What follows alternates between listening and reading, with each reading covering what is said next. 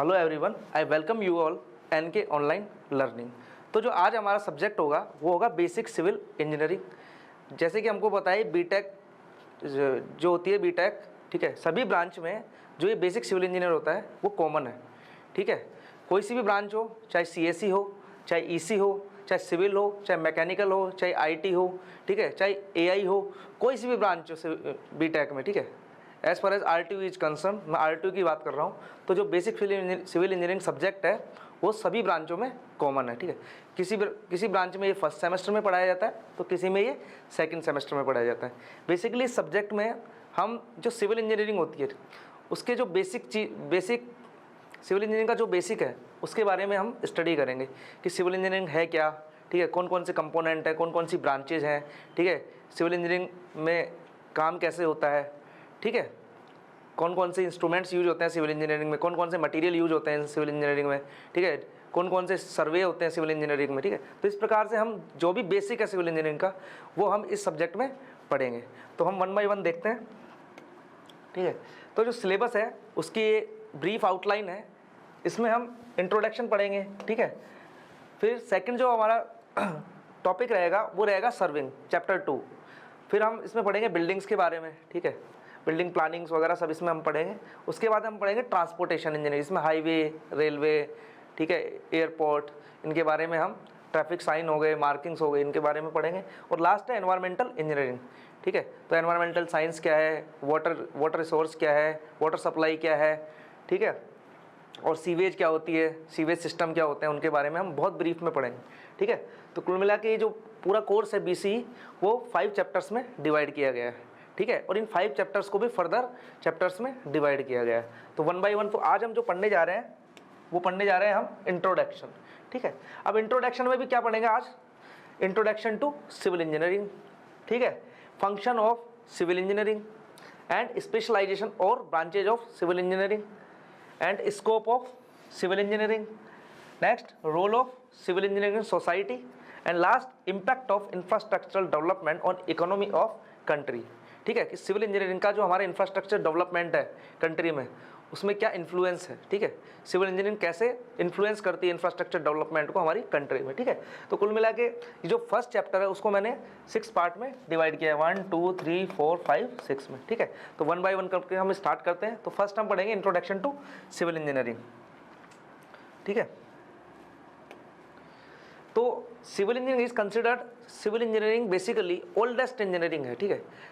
मैं बात करूं तो आज से 50 ईयर्स पहले ओनली सिविल इंजीनियरिंग ब्रांच ही हुआ करती थी। मोटे तौर पे बात करूं तो लगभग सारे काम सिविल इंजीनियरिंग कर लिया करता था, ठीक है, चाहे वो इलेक्ट्रिकल का हो, क्योंकि कंप्यूटर साइंस उतने हाइप पे नहीं थी और टेक्नोलॉजी ज़्यादा इंक्रीज नहीं हुई थी, ठीक है, उस टाइम पे टेक्नोलॉजी इतनी हाई नहीं थी, ठीक है। तो सारे काम जो सिविल इंजीनियरिंग कर लिया करता था, ठीक है। जैसे जैसे रिवोल्यूशन हुआ टेक्नोलॉजी में वैसे वैसे डिफरेंट ब्रांचेस जनरेट होती गई, ठीक है, अकॉर्डिंग टू द यूज। जैसे जैसे हमको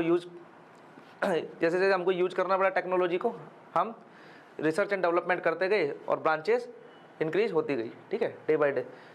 तो बेसिकली सिविल इंजीनियरिंग का काम क्या है, civil engineering deals with planning करते हैं, इसमें डिज़ाइनिंग, फिर डिज़ाइन करते हैं, देन कंस्ट्रक्टिंग, फिर हम कंस्ट्रक्ट करते हैं, देन मेंटेनिंग, फिर हम मेंटेन करते हैं, देन ऑपरेटिंग इंफ्रास्ट्रक्चर, ठीक है। क्या क्या करते हैं हम, किसी भी स्ट्रक्चर को बनाने की सबसे पहले हम प्लानिंग करेंगे, ठीक है, उसके बाद हम डिज़ाइन करेंगे, हम देखेंगे आगे प्लानिंग, डिजाइनिंग, कंस्ट्रक्शन क्या होते हैं, ठीक है। अभी हम बहुत ब्रीफ में पढ़ रहे हैं सिविल इंजीनियरिंग के बारे में। तो सिविल इंजीनियरिंग सबसे ओल्डेस्ट ब्रांच है और इसके अंदर क्या क्या आता है, सिविल इंजीनियरिंग डील करती है किससे, प्लानिंग से, उसके बाद डिजाइनिंग आ गया, उसके बाद हम कंस्ट्रक्शन आ गया, उसके बाद मेंटेनेंस आ जाएगा और उसके बाद ऑपरेटिंग इंफ्रास्ट्रक्चर आ जाएगा, ठीक है। किस किस में, वो बिल्डिंग हो सकता है, वो रोड हो सकता है, ब्रिज हो सकता है, कैनाल हो सकते हैं, डैम्स हो सकते हैं, या वाटर सप्लाई हो सकता है, ठीक है, और एनी ट्रीटमेंट सिस्टम भी हो सकता है, ठीक है।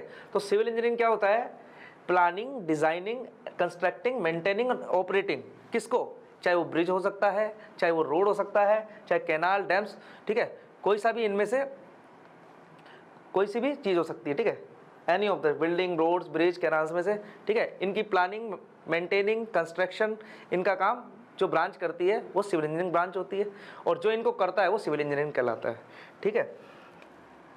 फिर civil engineering protecting the public environmental health, और सिविल इंजीनियरिंग क्या करता है, प्रोटेक्ट करता है पब्लिक एंड एनवायरमेंटल हेल्थ, ठीक है, एनवायरनमेंट की हेल्थ हो, as well as improving existing infrastructure, और जो एग्जिस्टिंग इंफ्रास्ट्रक्चर है उनको भी इम्प्रूव करता है, ठीक है, चाहे उनकी क्वालिटी हो गई, ठीक है, चाहे उनकी सर्विस हो गई, उनको भी इम्प्रूव करता है। कौन करता है? सिविल इंजीनियर, ठीक है। The civil engineering profession recognise the reality of limited natural resources. Actually क्या है, सिविल इंजीनियर की नीड क्यों पड़ी हमको? क्योंकि हमको बताया जो हमारे पास रिसोर्सेज हैं वो बहुत लिमिटेड है, ठीक है।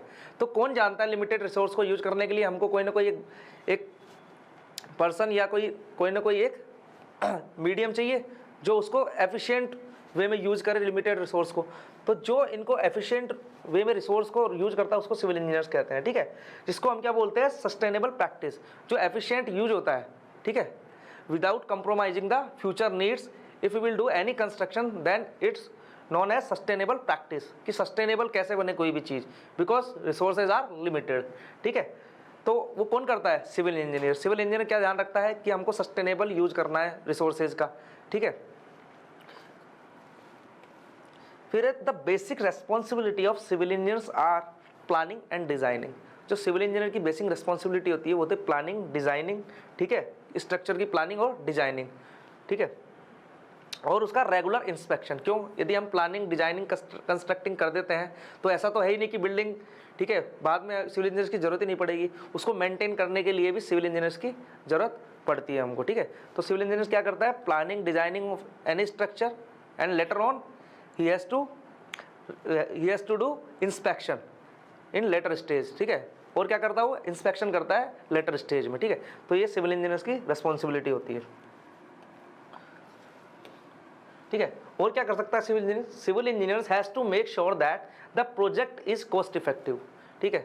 यदि हम किसी इंजीनियर्स को, ठीक है, अपॉइंट नहीं करेंगे या किसी इंजीनियर को रिस्पॉन्सिबिलिटी नहीं देंगे कोई भी कंस्ट्रक्शन की, तो कंस्ट्रक्शन तो हो सकता है हो जाए लेकिन वो सेफ नहीं होगा, ठीक है, सेफ्टी इशू रहेगा उसमें, ठीक है, और कॉस्ट इशू रहेगा, ठीक है, कॉस्ट इन्वॉल्वमेंट ज़्यादा हो सकती है और सेफ्टी उसमें हो या ना हो कोई गारंटी नहीं है, ठीक है। यदि सेफ्टी चाहते हैं हम, कॉस्ट इफेक्टिवनेस चाहते हैं, तो हमको क्यों अपॉइंट करना पड़ेगा किसको? सिविल इंजीनियर्स को। तो सिविल इंजीनियर्स क्या करता है?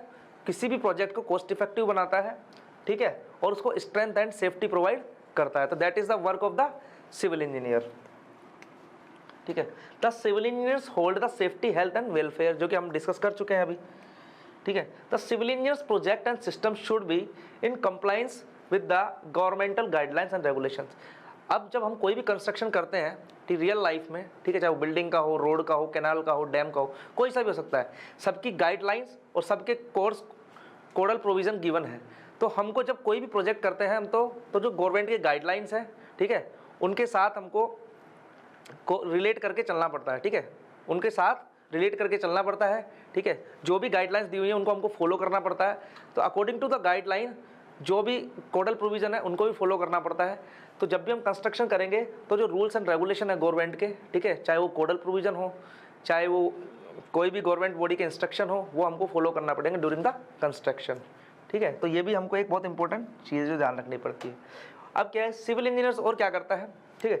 Civil engineering project should be built economically to function properly with minimum maintenance and repair. क्या कह रहा है ये कि जो सिविल इंजीनियरिंग प्रोजेक्ट है वो इकोनॉमिकली होना चाहिए, ठीक है। हमको जो सिविल इंजीनियरिंग प्रोजेक्ट जो भी हो, बिल्डिंग हो या रोड हो कोई, वो इकोनॉमिकल होना चाहिए, ठीक है। और उसकी जो मेंटेनेंस कॉस्ट है वो मिनिमम आनी चाहिए, ठीक है।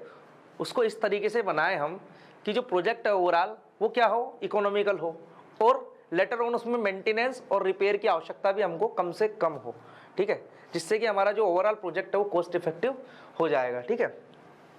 और क्या, जो सिविल इंजीनियर प्रोजेक्ट है हमको पता है रिसोर्सेज आर लिमिटेड, ठीक है, तो हमको एनर्जी भी कंजर्व करनी पड़ेगी। तो यदि हो सके उस प्रोजेक्ट में यदि कहीं से हमको एनर्जी कंजर्वेशन भी करनी पड़े तो हम उसको भी करेंगे, ठीक है। और जो कंस्ट्रक्शन होना चाहिए वो क्या होना चाहिए, हैजार्डस फ्री कंस्ट्रक्शन, ठीक है। तो जो मैंने यहाँ पर बोल्ड कर रखे हैं ये टर्म्स बहुत इंपॉर्टेंट है किसी भी डेफिनेशन में, किसी भी पॉइंट में, ठीक है।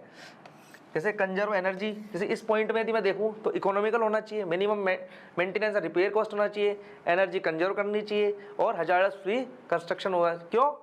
क्योंकि it's providing healthful, safe and environmentally sound utilisation by the society, ठीक है। क्योंकि हमको हेल्थफुल, सेफ और अच्छा एनवायरनमेंट चाहिए, तो ये सब चीज़ें होनी चाहिए। इकोनॉमिकल होना चाहिए, एनर्जी कंजर्व कर सके तो हम करना चाहिए हमको, ठीक है। रिपेयर मेंटेनेंस कॉस्ट मिनिमम होनी चाहिए उसमें, ठीक है। उसमें कोई हजार्ड नहीं होना चाहिए, हजार्डस फ्री कंस्ट्रक्शन होना चाहिए, ठीक है। तो कुल मिला के जो हमने ये पढ़ा है इंट्रोडक्शन टू सिविल इंजीनियर, ठीक है। सिविल इंजीनियर्स क्या क्या करता है, सिविल इंजीनियरिंग ब्रांच क्या होती है, ठीक है। सेकंड है फंक्शन ऑफ सिविल इंजीनियरिंग, ठीक है। अब सिविल इंजीनियरिंग के फंक्शन क्या क्या है, ठीक है, तो देखते हैं one by one. Civil engineering function, ठीक है, बेसिकली 3 कैटेगरी में डिवाइड है, ठीक है। फर्स्ट है before construction. Before construction civil engineering का या सिविल इंजीनियर का क्या क्या काम है बिफोर कंस्ट्रक्शन, कंस्ट्रक्शन स्टार्ट होने से पहले। फिर जब कंस्ट्रक्शन चल रहा है तो उसको बोलते हैं ड्यूरिंग कंस्ट्रक्शन, क्या क्या फंक्शन है सिविल इंजीनियरिंग के या सिविल इंजीनियर के क्या क्या फंक्शन होते हैं ड्यूरिंग कंस्ट्रक्शन, उसकी क्या रेस्पॉन्सिबिलिटी होती है, क्या क्या बातें उसे ध्यान रखनी पड़ती है। लास्ट है after construction. After construction civil engineer क्या रेस्पॉन्सिबिलिटी होती है या उसके क्या क्या फंक्शंस होते हैं वो भी हम देखेंगे। तो हमने बेसिकली 3 पार्ट्स में डिवाइड कर दिया इसको, ठीक है। Before construction, during construction and after construction, कि सिविल इंजीनियरिंग या सिविल इंजीनियर के, ठीक है, क्या क्या फंक्शन होते हैं इन तीनों फेज में। तो वन बाय वन हम देखते हैं। तो फर्स्ट है बिफोर कंस्ट्रक्शन, ठीक है। अब बिफोर कंस्ट्रक्शन सबसे पहले क्या होता है, फिजिबिलिटी स्टडी, ठीक है। यदि हम किसी भी प्रोजेक्ट को, यदि किसी भी बिल्डिंग को, ठीक है, कंस्ट्रक्ट कर रहे हैं, किसी रोड को, किसी डैम को, ठीक है, कोई भी कंपोनेंट को हम यदि कंस्ट्रक्ट कर रहे हैं तो पहले हम ये तो देखें कि वो फिजिबिलिटी क्या है उसकी, क्या वो फिजिबल है या नहीं है, ठीक है। तो in the beginning technical feasibility, हमको टेक्निकल फिजिबिलिटी देखना है, ठीक है, एस्पेक्ट क्या है, ठीक है। सेकंड है एनवायरमेंटल इम्पैक्ट असेसमेंट, कि क्या हमको, जो आजकल जब कोई भी प्रोजेक्ट होता है तो हमको एनओसी लेनी होती है एनवायरमेंट डिपार्टमेंट से, ठीक है। तो हमको क्या करना पड़ता है, एनवायरमेंटल इम्पैक्ट असेसमेंट कराना होता है कि जो हम प्रोजेक्ट कर रहे हैं क्या उसका एनवायरमेंट पे नेगेटिव इफेक्ट तो नहीं है, एडवर्स इफेक्ट तो नहीं हो रहा है, ठीक है। तो क्या फिजिबिलिटी देखते हैं हम, environmental health, environmental impact assessment भी देखते हैं। और लास्ट क्या है, इकोनॉमिकल वायबिलिटी, क्या जो हम प्रोजेक्ट बना रहे हैं क्या वो इकोनॉमिकल है, ठीक है। तो ये फिजिबिलिटी स्टडी में कौन कौन से स्टडी करते हैं हम, technical feasibility, EIA environmental impact assessment, और last whether the project is economical viable और नॉट, ठीक है। ये हम तीनों चीज़ स्टडी करते हैं before the starting of the construction. तो पहला क्या है, बिफोर कंस्ट्रक्शन से पहले हम ये देखते हैं। सेकंड क्या है, सर्वेइंग, ठीक है। जब हमने फिजिबिलिटी देख ली उसकी कि ठीक है कि जो प्रोजेक्ट हम कर रहे हैं फिजिबल है, ठीक है, ये पॉसिबल हो सकता है, एनवायरनमेंट से हमने एनओसी ले ली, ठीक है, और इकोनॉमिकल वायबिलिटी भी देख ली, ठीक है, कि जो हम प्रोजेक्ट कर रहे हैं उसके बाद जो आता है सर्वेइंग, ठीक है। सर्वेइंग में क्या होता है, साइट प्लान हो गया, contour map and measurement of field dimension and level. इसमें हम क्या करते हैं, साइट का जो प्लान और मैप रेडी करते हैं, ठीक है। उसके बाद हम क्या करेंगे, मेजरमेंट करेंगे, फील्ड की डायमेंशन की हो गई, लेवल्स देखेंगे डिफरेंट पॉइंट्स के, कंटूर मैप्स बनाएंगे, ठीक है। यदि रोड का काम है तो कंटूर मैप, या कोई बिल्डिंग का लेवल करना है तो लेवलिंग, ठीक है, रोड के लिए भी लेवलिंग कर सकते हैं, बिल्डिंग के लिए भी हम लेवल्स देखते हैं कि डिफरेंट पॉइंट्स का लेवल क्या है, ठीक है। आगे हम पढ़ेंगे लेवलिंग चैप्टर में, ठीक है। बट सेकंड क्या होता है, सर्वेइंग। इसमें डिफरेंट सर्वे होते हैं, site plan, contour map, measurement of field dimension and levels, ठीक है। सेकंड है साइट इन्वेस्टिगेशन। अब साइट इन्वेस्टिगेशन में क्या क्या देखना होता है, साइट पे हमको जाकर, ठीक है, जो भी जैसे सोइल है उसकी, तो सोइल कलेक्शन करना पड़ता है जिसको सोइल इन्वेस्टिगेशन बोलते हैं, ठीक है। उसकी टेस्टिंग करनी पड़ती है कि उसकी बेयरिंग कैपेसिटी क्या है, ठीक है, किस टाइप की सोइल है, टाइप ऑफ सोइल क्या है, क्या ब्लैक कॉटन सोइल है, ठीक है, क्या ग्रेनुलर सोइल है, किस तरीके, क्या रॉकी स्ट्राटा है वहाँ पर, ठीक है, क्या किस प्रकार की वहाँ पर सोइल अवेलेबल है, यदि हम कुछ मीटर नीचे जाते हैं तो किस प्रकार की सॉइल मिलेगी। तो ये सब हमारे आते हैं सॉइल इन्वेस्टिगेशन में, तो हम सॉइल इन्वेस्टिगेशन करते हैं, ठीक है। तो इसमें क्या आएगा, साइट इन्वेस्टिगेशन, ठीक है। क्योंकि जो कोई भी कंस्ट्रक्शन करेंगे हम, चाहे कोई भी बड़ा प्रोजेक्ट होगा, उसके लिए हमको क्या फाउंडेशन ले करनी पड़ेगी। फाउंडेशन किस पे ले होगी, अर्थ पे होगी, अर्थ मतलब सॉइल पे होगी। तो soil investigation is very important as far as the site investigation is concern, ठीक है। नेक्स्ट है प्लानिंग, डिजाइन एंड ड्रॉइंग, ठीक है। उसके बाद क्या, ये सारे जो स्टेप्स हमने कर लिए, फिजिबिलिटी देख ली, सर्वे कर लिया हमने, ठीक है, उसके बाद हमने साइट इन्वेस्टिगेट कर ली, उसके बाद अब हम प्लानिंग मोड में हैं। हम प्लानिंग करेंगे पहले, ठीक है, उसके बाद हम डिजाइनिंग करेंगे उसकी, ठीक है। अभी आगे हम देखेंगे प्लानिंग डिजाइनिंग क्या होती है, और उसके बाद हम ड्राइंग प्रिपेयर कर देंगे, ठीक है। प्लानिंग, डिजाइन एंड ड्राइंग, ठीक है। तो फोर्थ स्टेप हो गया प्लानिंग, डिजाइन एंड ड्राइंग, ठीक है। These 3 are different to each other, ठीक है, सेम नहीं है, प्लानिंग अलग चीज़ होती है, ठीक है, किसी चीज़ का प्लान करना, ठीक है, फिर उसके बाद डिजाइनिंग की कितना उसमें मटेरियल लगेगा, ठीक है, कितनी सेफ है नहीं है, दैट इज़ डिजाइनिंग। और फिर उसको प्लॉट करना किसी शीट पे या ऑटोकैड पे या किसी भी सॉफ्टवेयर डिजिटल फॉर्म में, that is known as drawing, ठीक है। फिर आती है एस्टिमेटिंग। उसके बाद हम एस्टिमेट करते हैं उसका, ठीक है, कितनी कॉस्ट आएगी या कितना एरर आए उसमें, ठीक है, तो ये आ जाएगा एस्टिमेटिंग में, ठीक है। फिर लास्ट है प्लानिंग एंड शेड्यूलिंग, ठीक है। उसके बाद हम करेंगे प्लानिंग एंड शेड्यूलिंग। शेड्यूलिंग मतलब कि कौन सी चीज़ या कौन सा स्टेप, ठीक है, या कौन सा प्रोसेस कब होना है, ठीक है। जैसे सपोज करो, ये आगे हम देखेंगे शेड्यूलिंग क्या होती है, ठीक है। अभी तो इतना ही ध्यान रखेंगे कि प्लानिंग एंड शेड्यूलिंग, इसमें हम डिटेल प्लानिंग करते हैं, शेड्यूलिंग करते हैं, ठीक है। डिफरेंट प्रोसेस, डिफरेंट इवेंट्स को, कौन सा इवेंट कब आएगा, ठीक है। तो फिर टोटल मिला के कितने हो गए बिफोर कंस्ट्रक्शन, फिजिबिलिटी, सर्वेइंग, उसके बाद हो गया site investigation, planning, design and drawing, estimating and last is planning and scheduling, ठीक है। तो ये 6 स्टेप हो गए बिफोर कंस्ट्रक्शन। ये 6 चीज़ हमको देखनी पड़ेंगी before the starting of the construction, ठीक है। नेक्स्ट है ड्यूरिंग कंस्ट्रक्शन। जब कंस्ट्रक्शन चल रहा है, जब कंस्ट्रक्शन गोइंग ऑन है, तो हमको क्या क्या चीज़ें हैं जो एक सिविल इंजीनियर या सिविल इंजीनियरिंग देखती है, ठीक है। Dealing with client, consulting, engineering and contractor, ठीक है। अब हमने बिफोर कंस्ट्रक्शन वो सारे स्टेप्स कर लिए, उसके बाद हमने स्टार्ट कर दिया हमारा काम, ठीक है।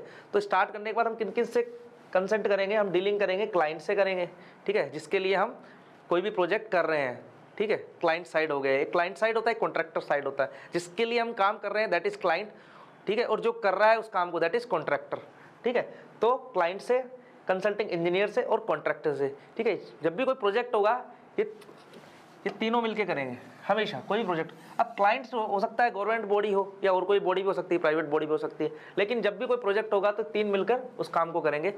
इंजीनियर, सिविल इंजीनियर होगा एक तो, ठीक है, जो कि इन दोनों के बीच की कड़ी होगा, ठीक है, और क्लाइंट होगा और कॉन्ट्रैक्टर होगा, ठीक है। तो ये तीनों मिलकर कोई भी प्रोजेक्ट को कंप्लीट करेंगे, ठीक है। तो किससे, तो ड्यूरिंग कंस्ट्रक्शन क्या होता है, डीलिंग विद द दीज 3, ठीक है। फिर होता है एग्जीक्यूशन एंड सुपरविजन, ठीक है। हमने डीलिंग कर ली इनसे, ठीक है, क्लाइंट कॉन्ट्रैक्टर तीनों बैठ के सारा डील कर लिया, ठीक है, कि क्या करना है क्या नहीं करना। उसके बाद एग्जीक्यूशन एंड सुपरविजन, उसके बाद जो चीज़ें हमने डिसाइड करी क्लाइंट, कॉन्ट्रैक्टर, इंजीनियर से मिलकर उसको एग्जीक्यूट करवाना होता है, ठीक है। फिर एग्जीक्यूशन हो जाएगा और सुपरविजन, उसको टाइम टू टाइम सुपरवाइज करते रहे कि काम सही चल रहा है तो नहीं, क्वालिटी जो हमने डिसाइड करी थी वो चल रही तो नहीं, और जो काम हमने जिस टाइम पे डिसाइड किया था वो उस टाइम पे हो रहा है कि नहीं, ठीक है। तो these are the execution and supervision steps, ठीक है। तो ड्यूरिंग द कंस्ट्रक्शन में फर्स्ट हो गया dealing with client, contractor and engineer, second is execution and supervision, ठीक है। फिर है क्वालिटी कंट्रोल। अब जब हम कोई काम कर रहे हैं, ठीक है, तो हम ये भी देखेंगे कि हम काम कर रहे हो किस क्वालिटी का है, ठीक है। क्वालिटी जो हमने डिसाइड करी थी एज पर क्वालिटी स्टैंडर्ड है या नहीं है, ठीक है। उसके लिए डिफरेंट टेस्ट भी होते हैं, ठीक है।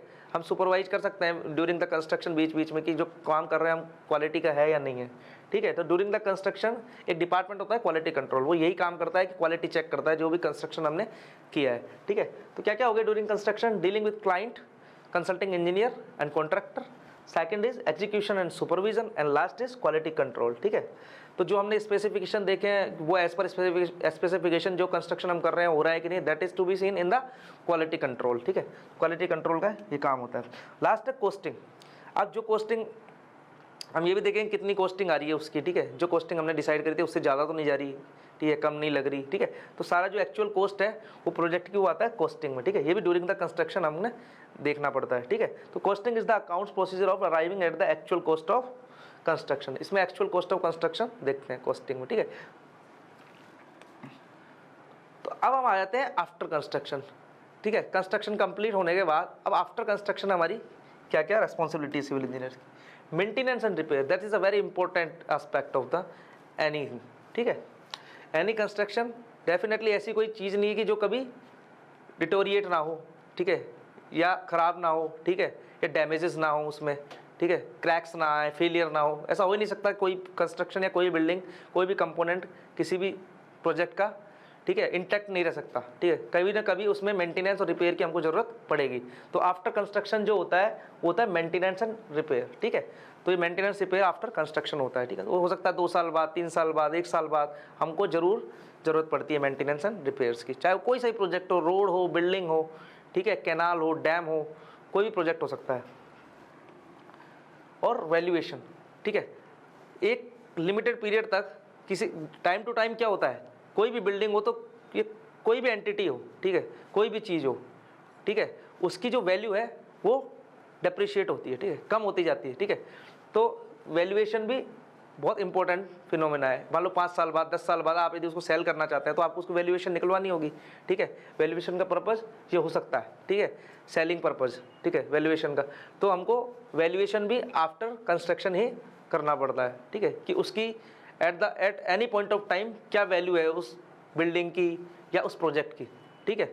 यदि आपको मान लो सेल करना है तो ये एक कारण हो सकता है, या valuation is carried out for the purpose of sale, purchase and many other purpose, और कोई भी पर्पज हो सकता है। सेल और परचेज तो हम सबको पता ही है, बाकी और कोई भी पर्पज हो सकता है। जैसे सपोज करो समटाइम हमको लोन्स की रिक्वायरमेंट होती है, ठीक है, तो जब लोन की रिक्वायरमेंट होती है तो हमको बिल्डिंग की वैल्यूएशन निकलवानी पड़ती है, ठीक है। जो वैल्यूएशन उस बिल्डिंग की या उस प्रोजेक्ट की आएगी उसके बेस पे जो बैंक है वो हमको लोन प्रोवाइड करते हैं, ठीक है। तो एक पर्पज़ ये भी हो सकता है सेल और परचेज के अलावा, ठीक है। तो ये 3 स्टेप्स हो गए फंक्शन ऑफ कंस्ट्रक्शन के, ठीक है। हमने देखा before construction, then after construction, during construction, then after construction, ठीक है। तो ये फंक्शन ऑफ सिविल इंजीनियरिंग हो गए।